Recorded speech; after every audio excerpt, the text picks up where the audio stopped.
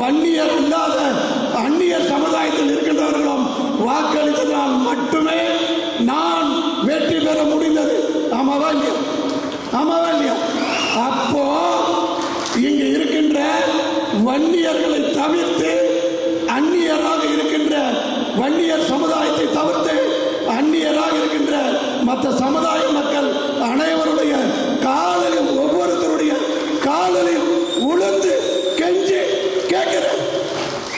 உங்களுடைய அந்நிய சமுதாயத்தில் இருக்கின்ற ஒருவருடைய வாக்கு கூட அந்த வன்னியர் சமுதாயத்தில் நிற்கின்ற சகோதரி அன்பர்களுக்கு போடக்கூடாது. இதை செய்வீங்களா? செய்வீங்களா? செய்வீங்களா? செய்வீங்களா? செய்வீங்களா? எல்லாருக்கும் வணக்கம். நான் தான் உங்க விமல் வர்மன் பேசுறேன்.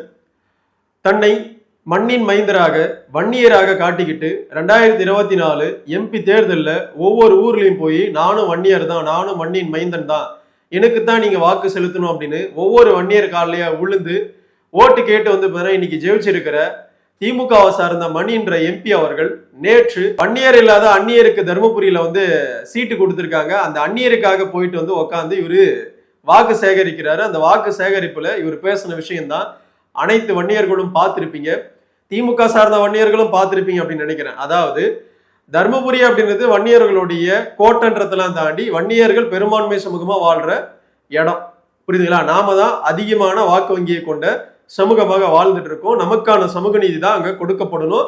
நமக்கான வந்து பார்த்தீங்கன்னா ஆட்சியாளர்கள் அங்க வரணும்ன்றது எல்லாருக்கும் தெரியும். ஏன்னா அதான சரியான விதம். ஏன்னா பெரும்பான்மை சமூகத்திலிருந்து ஒருத்தன் வந்தாதான் அந்த சமூகத்துடைய வழி என்னன்னு தெரியும், அந்த சமூகத்துடைய பிரச்சனைகள் என்னன்னு தெரியும், அந்த சமூகத்துடைய சார்ந்து இருக்கிற வந்து அனைத்து பிரச்சனைகளுக்கான தீர்வாக வந்து அவங்க எல்லாம் ஒரு எம்எல்ஏவாக எம்பியாக வந்து திகழ்வாங்க அப்படின்னு சொல்லிட்டு தானே நாமெல்லாம் அந்த முயற்சியில இருக்கோம். அப்படியாப்பட்ட ஒரு முயற்சியில 2024 எம்பியா வந்த இந்த மணின்ற ஆள் வந்து பேசின பேச்சு எப்படியாப்பட்ட ஒரு பேச்சு. நான் திமுக இருக்கிற வன்னியர்களை பார்த்தே கேட்கிறேன், உங்களுக்கும் வந்து பார்த்தீங்கன்னா நீங்களும் வன்னியர் தானே, உங்களுக்கும் வந்து பார்த்தீங்கன்னா வன்னியர் ரத்தம் தானே உடம்புல ஓடுது, வன்னியர் ரத்தம் ஓடலையா இல்லை வந்து திமுகவுடைய சாக்கடை ஏதாவது உங்களுக்குள்ள ஓடுதா? கொஞ்சம் கடுமையான வார்த்தை தான், நான் நேரடியாக தான் கேட்கறேன். ஏன்னா மணிக்கு வந்து பார்த்தீங்கன்னா வன்னியர் ரத்தம்லாம் ஓடலை, உடம்புல வந்து பார்த்தீங்கன்னா திமுகன்ற சாக்கடை வந்து பார்த்தீங்கன்னா அடிமைத்தனம் உள்ள ஓடுது. அதனால தான் வந்து இந்த பேச்சை பேசியிருக்கிறார். இதுக்கு முன்னாடியும் எம்பியா தேர்ந்தெடுக்கப்பட்ட செந்தில் அவர்கள் இதே வேலையை தான் வந்து பார்த்தீங்கன்னா பார்த்தாங்க. எப்படி? இதே வேலையை தான் பார்த்தாங்க. அவங்களால அந்த மண்ணுக்கு ஏதாவது வந்து ஒரு நல்லது நிகழ்ந்திருக்கா, ஏதாவது ஒரு திட்டத்தை வந்து பார்த்தீங்கன்னா கொண்டுட்டு வந்திருக்காங்க அப்படின்னா ஒரு மண்ணும் கொண்டுட்டு வந்தது கிடையாது, ஒரு மண்ணும் கொண்டுட்டு வந்தது கிடையாது. என்ன வந்து பார்த்தீங்கன்னா இதுக்கு முன்னாடி இருந்த செந்தில் எம்பியா இருந்த வந்து 5 வருஷத்துல என்ன வந்து கொண்டு வந்தாரு? ஒன்னும் கொடுக்கல. இன்னைக்கு எம்பியா வந்து 2 வருஷமா திகழ்ந்துட்டு இருக்கிற மணி என்ன வந்து கொண்டுட்டு வந்திருக்கிற தருமபுரி மண்ணுக்கு ஒன்னும் கொடுக்கல. இப்படி மண்ணின் மைந்தர்கள் அப்படின்னு சொல்லிட்டு திமுக சார்ந்து வர வன்னியர் பூரா 1ஆம் நம்பர் வந்து அயோக்கியனாகவும் 1ஆம் நம்பர் அடிமைகளாகவும் திமுக வந்து என்ன வந்து பொறைய தூக்கி போடுதோ அந்த வேலையை பார்த்துட்டு இருக்கானுங்க. அப்படின்னா அப்போ வன்னியர்கள் நாமெல்லாம் வந்து திருந்திரமா வேண்டாமா? திமுக இருக்கிற வன்னியர்களே நான் பார்த்து கேட்கிறேன், உங்களுக்கு எல்லாம் மானோ ரோசம் சூடு சொரணை அப்படின்னு ஒண்ணு இருந்தா இப்படியாப்பட்ட ஒரு ஆளை வந்து ஓட்டு போட்டு ஜெயிக்க வச்சு இன்னைக்கு என்ன பேச்சு பேசுறாரு? அந்நியர்கள் யாரும் வன்னியருக்கு ஓட்டு போடாதீங்க, குறிப்பா சௌமியாண்டுமணிக்கு வந்து ஓட்டே போடாதீங்க, வன்னியர் வந்து அங்க தோக்கணும், அந்நியர் தான் ஜெயிக்கணும் அப்படின்னு சொல்லிட்டு தேமுதிகவை சார்ந்த ஒரு அந்நியர் நாயுடு சமூகத்தை சார்ந்த ஒருவருக்கு வாக்கு சேகரிப்புல வந்து ஈடுபடுறான் அப்படின்னா இந்த ஆளு இவனால வந்து ஏதாவது ஒரு வன்னியருக்கு வந்து நல்லது நடக்குமா? நல்லது நடக்குமா சொல்லுங்க? இப்படியாப்பட்ட வந்து ஒரு ஆளால ஏதாவது வன்னியருக்கு வந்து நல்லது நடந்துருமா அப்படின்னு கேட்டா ஒண்ணுமே நடக்காது. ஏன் வன்னியர்களுக்கு 10.5% கடந்த 5 வருஷமா திமுக வந்து எந்த ஒரு முன்னெடுப்பு எடுக்கல அப்படின்றதுக்கு காரணம் நல்லா தெளிவா தெரியுதா? திமுக இருக்கிறவங்களாம் 1ஆம் நம்பர் வந்து அடிமைங்க. அவன் வாயை திறந்து கூட வன்னியர்களுக்கான நலனை ஒருபோதுமே வந்து பேச மாட்டான். அவனுக்கான நலம், அவனுக்கான சுயநலம், தன்னை சார்ந்து வந்து இருக்கிற விஷயங்கள் அவ்வளவுதான். மற்றபடி வந்து அவனுக்கு வன்னியர் சமூகத்தை பற்றியோ வன்னியர் மக்களை பற்றியோ வன்னியருடைய பிரச்சனைகளை பற்றியோ வன்னியருடைய அடுத்த தலைமுறைக்கான கல்வி வேலைவாய்ப்பு பற்றியோ எந்த விஷயமும் வந்து அவனுங்களுக்கு சுத்தமா வந்து அக்கறை கிடையாது. புரியுதுங்களா? எவ்வளவு அகங்காரம் இருந்தா, எவ்வளவு வந்து விஷயம் இருந்தா வன்னியருக்கு வந்து ஓட்டு போடாதீங்க அப்படின்னு இவன் பேசலாம். இவனெல்லாம் அவன் பேசுறதுல எந்த பிரச்சனையும் கிடையாது, அவன் பார்த்துட்டு போட்டான். எம்பி நான் வந்து புடிங்கிடுவான். அவன் வன்னியருக்கு எதிராக வந்து இப்படியாப்பட்ட ஒரு வேலையை பார்த்துட்டு இருக்கிறவங்களாம் இவெல்லாம் எம்பியா வந்து வந்ததுக்கு தருமபுரி மக்கள் தான் வந்து கஷ்டப்படணும். எவ்வளவு வந்து கூச்சமே இல்லாம வந்து இப்படியாப்பட்ட ஒரு வேலையை பார்க்கறானுங்க திமுக இருக்கிறவனுங்களா. இதெல்லாம் தெரியாம தான் திமுக இருக்கிற அடிப்படை வந்து தொண்டனா இருக்கிற வன்னியர் பூரா போய் ஓட்டு போட்டு உட்காந்துட்டு இருக்கிறானுங்க. காலத்துக்கு நீ அடிமைதான். போய் ஓட்டு போட்டு திமுகவுக்கு நீ அடிமையாளம் தான். உன்னெல்லாம் வந்து உனக்கு எந்த ஒரு நல்லதையும் வந்து கிள்ளுக்கிரியா கூட வந்து போட மாட்டாங்க. உன்னுடைய அடுத்த தலைமுறைக்கு கல்வி வேலை வாய்ப்போ எந்த ஒரு விஷயத்தையும் வந்து பண்ணி கொடுக்க மாட்டானுங்க. புரியுதா இல்லையா? ஓட்டு வாங்குற வரைக்கும் தான் அவன் வன்னியன். ஓட்டு வாங்கிட்டானுங்க அப்படின்னா அவனுங்களுடைய லெவலே வேற. புரியுதா இல்லையா? நான் வன்னியர் கிடையாது, நான் இது கிடையாது, அது கிடையாது, அப்படி இப்படின்னு நேரடியாகவே வன்னியருக்கு எதிரான வந்து செயல்பாடுகள் தான் ஈடுபடுறானுங்க. வன்னியர்களுக்கு மானம், ரோஷம், சூடு, சொரணை அப்படின்னு ஒண்ணு இருந்தா திமுக இருக்கிறவங்களுக்கு இப்படியாப்பட்ட ஆட்களுக்கு ஓட்டு போட்டதை வந்து பார்த்து இனிமேலாவது வந்து புத்தியோட எந்த காலத்திலையும் திமுக இருக்கிற வன்னியர்கள் வந்து திமுக காரனுக்கு ஓட்டு போடக்கூடாதுன்றத வந்து நீங்க புத்தியோட வந்து இருக்கணும். இல்லை அப்படின்னா உன் பிள்ளைகளுடைய அடுத்த தலைமுறையுடைய கல்வி வேலை வாய்ப்பை எல்லாத்தையும் வந்து அழிப்பானுங்க. புரியுதா? 10.5% வந்திருந்தா பாமக இருக்கிற வன்னியர் மட்டும்தான் வந்து வேலை வாய்ப்புக்கு போயிருப்பானா? நான் கேட்கறேன். நானு கிடையாது தானே.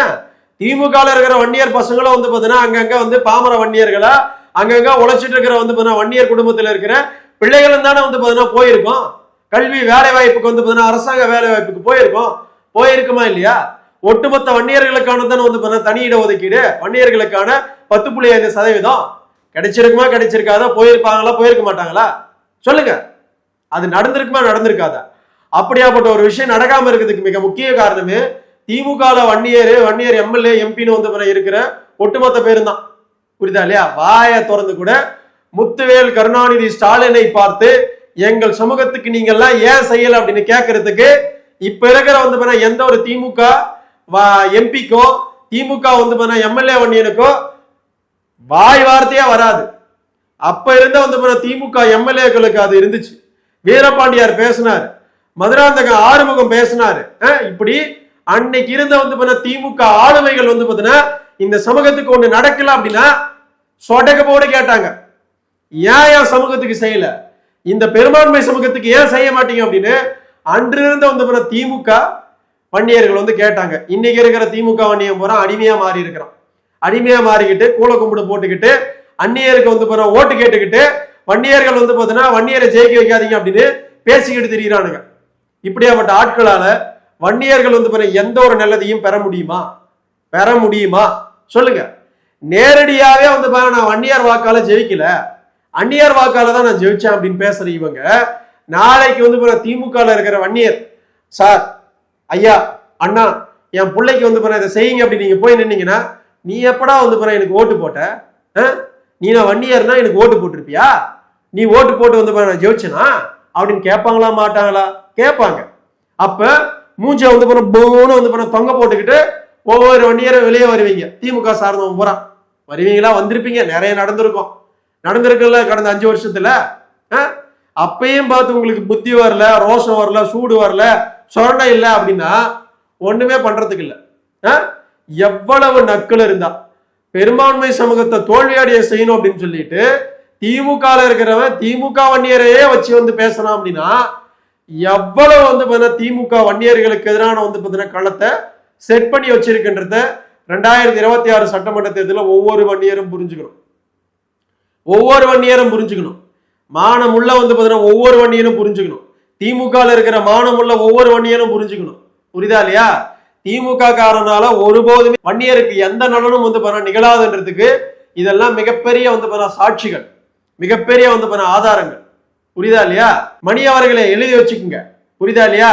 உங்களுடைய வாழ்நாள்ல கடைசி முதலுமா தருமபுரி மண்ணில் வந்து எம்பி ஆனது இதுதான் கடைசி முதலும்.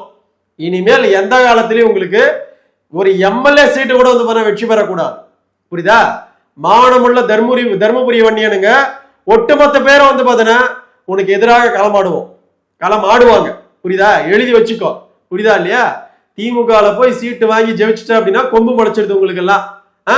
வன்னியரை பத்தி மறந்துடுவீங்க. போற வரவனுக்கெல்லாம் வாக்கு கேட்பீங்க. போற வரவனுக்கெல்லாம் வந்து வாக்கு கேட்டு ஜெயிக்க வைப்பீங்க. நாங்கெல்லாம் முட்டாளுங்க. தர்மபுரி மண்ணுடைய பெரும்பான்மை சமூகமா இருக்கிற வன்னியம் போறான், பள்ளி பசங்க போறான், குடியான பசங்க போறான், முட்டா பசங்க. புரியுதா இல்லையா? உனக்கு ஓட்டு போட்டுட்டு நாங்க உட்காந்துக்கிட்டு ஐயா சாமி அப்படின்னு வந்து கேட்டுட்டு இருக்கணும். புரியுதா இல்லையா? எழுதி வச்சுக்கோ. இங்க திமுகல இருந்து எவனாவது வந்து மண்ணின் மைந்தன் அப்படின்னு சொன்னா அப்படின்னா அவனுங்கெல்லாம் 1ஆம் நம்பர் புறம்போக்குங்க அப்படின்னு எழுதி வச்சுக்கோங்க. புரியுதுங்க? மீண்டும் சொல்றேன், திமுகல இருக்கிற மானமுள்ள வன்னியர்களே, நீங்க 100க்கு வந்து பாத்தீங்கன்னா 1000 முறை யோசிங்க. திமுக வந்து பாத்தீங்கன்னா வன்னியர்களுக்கு எதிராக செயல்படுது, உங்களுக்கு எதிராக செயல்படுது, உங்களுடைய அடுத்த தலைமுறைக்கு எதிராக வந்து பாத்தீங்கன்னா செயல்படுது, உங்களுடைய பிள்ளைகளுடைய கல்வி வேலை வாய்ப்பு அப்படின்னு அனைத்து விஷயத்துக்கு எதிராகவும் களமாடுது அப்படின்றத புரிஞ்சுக்குங்க. புரியுதா இல்லையா? புரிதலோட செயல்பட்டு நாம யாரை வெற்றி பெறணும் அப்படின்றத தெள்ள தெளிவா பாருங்க. அதாவது ஜெயிக்கிறதுக்கு முன்னாடியே இவ்வளவு வேலைய வன்னியர்களுக்கு எதிராக இவங்க எல்லாம் வந்து திமுக சார்ந்தவங்க செயலாற்றுறாங்க அப்படின்னா, இவர்களுடைய கூட்டணி ஜெயிச்சு வந்துச்சு அப்படின்னா வன்னியர்களை மதிப்பாங்களா அப்படின்னு நீங்களே முடிவு பண்ணிக்கணும். அவ்வளவுதான் நான் சொல்லுவேன், வேற எதுவும் சொல்ல முடியாது. புரியுதுங்களா? புத்தின்னு ஒண்ணு இருந்தா, மானம்னு ஒண்ணு இருந்தா, ரோஷன்னு ஒண்ணு இருந்தா, சூடு சொரணன்னு ஒண்ணு இருந்தா திமுகவுக்கு வாக்களிக்காம இருக்கிறது தான் வன்னியருக்கு நல்லது. நன்றி, வணக்கம். வாழ்க வளர்க வன்னிய பெருங்குளம், வாழ்க வளர்க.